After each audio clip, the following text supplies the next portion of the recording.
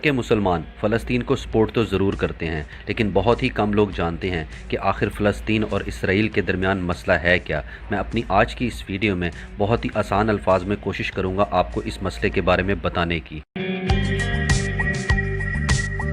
World war one پہلی جنگ عظیم 1914 میں شروع ہوئی۔ اس سے پہلے فلسطین پر سلطنت عثمانیہ یعنی کہ ترکی کی حکومت تھی۔ اس وقت فلسطین میں 87% مسلمان اور صرف 3% یہودی رہا کرتے تھے۔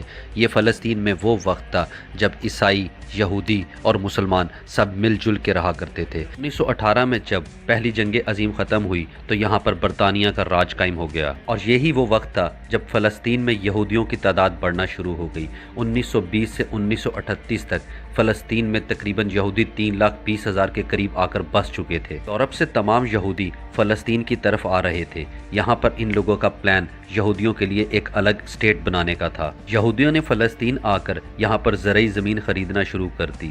فلسطینی جو زرعی زمین پر کام کیا کرتے تھے، ان لوگوں نے ان کو بھی وہاں سے نکالنا شروع کر دیا۔ لیکن اس وقت تک فلسطینیوں کو یہ بات سمجھ آ چکی تھی کہ ان کو ان کی ہی زمین سے بے دخل کیا جا رہا ہے، اور اسی لیے فلسطینیوں نے مل کر 1936 میں برطانوی راج کے خلاف جنگ کا اعلان کر دیا، لیکن یہ لوگ کامیاب نہیں ہو سکے تھے۔ اور اس کے بعد برطانوی راج نے بھی یہ فیصلہ کیا کہ اب یہودیوں کو فلسطین آنے سے تھوڑا سا روکا جائے گا، لیکن یہ پلان کامیاب نہیں ہو سکا۔ 1939 میں دوسری جنگ عظیم شروع ہو چکی تھی، اور اس وقت پوری دنیا میں یہودیوں کا قتل عام ہو رہا تھا۔ یہودی لاکھوں کی تعداد میں فلسطین آ کر بسنا شروع ہو رہے تھے۔ 1942 میں برطانیہ بھی فلسطین کو چھوڑ کر واپس جا چکا تھا، لیکن اس وقت لاکھوں کی تعداد میں یورپ سے یہودی آ کر فلسطین میں بس چکے تھے۔ اس کے بعد 1947 میں یونائٹڈ نیشنز نے کہا کہ فلسطین کو 2 حصوں میں بانٹ دیا جائے۔ انہوں نے اس وقت یہ فیصلہ کیا کہ 55% حصہ یہودیوں کو دے دیا جائے جو یورپ سے آ کر وہاں بس چکے تھے،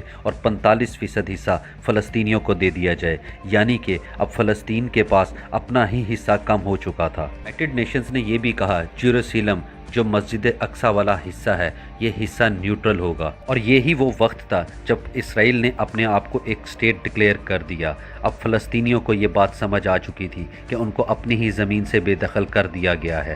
اسی وجہ سے تمام عرب ممالک نے اسرائیل کے خلاف جنگ شروع کر دی، اور اس جنگ میں اسرائیل نے فلسطین کے تقریباً 78% حصے پر قبضہ کر لیا تھا، یعنی کہ یونائٹڈ نیشنز نے جو حصہ ان کو 55% دیا تھا، اب ان کے پاس وہ حصہ 78% کے قریب تھا۔ 1967 میں ان کی جنگ دوبارہ شروع ہو گئی، اور اس کے بعد اسرائیل نے غازہ اور ویسٹ بینک کے علاقوں پر بھی قبضہ کر لیا، اور جو ایک نیوٹرل جگہ تھی جہاں پر مسجد اقصی موجود تھی، اس پر بھی اسرائیل نے قبضہ کر لیا۔ 1980 میں جیروسلم کو اسرائیل نے اپنا کیپٹل بنا دیا، اور جو 4 لاکھ فلسطینی وہاں رہ رہے تھے ان کو ان کی نیشنلٹی سے بھی بے دخل کر دیا۔ اس کے بعد جیروسلم میں یہودیوں نے مسلمانوں کے گھروں پر بھی قبضہ کرنا شروع کر دیا، اور وہاں پر انہوں نے 2 لاکھ یہودیوں کو بسا دیا۔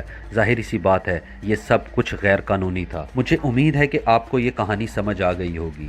55% حصہ جو یونائٹڈ نیشنز نے ان یہودیوں کو دیا تھا جو یورپ سے آ کر فلسطین میں بسے تھے، انہوں نے 55% حصے والے پر اپنا پہلے اسرائیل بنایا، اور اس کے بعد یہ لوگ بڑھتے ہی چلے گئے۔ یہودیوں نے یونائٹڈ نیشنز کی بہت زیادہ خلاف ورزی کی، لیکن اس کے بارے میں یونائٹڈ نیشنز نے کوئی خاص کام نہیں کیا۔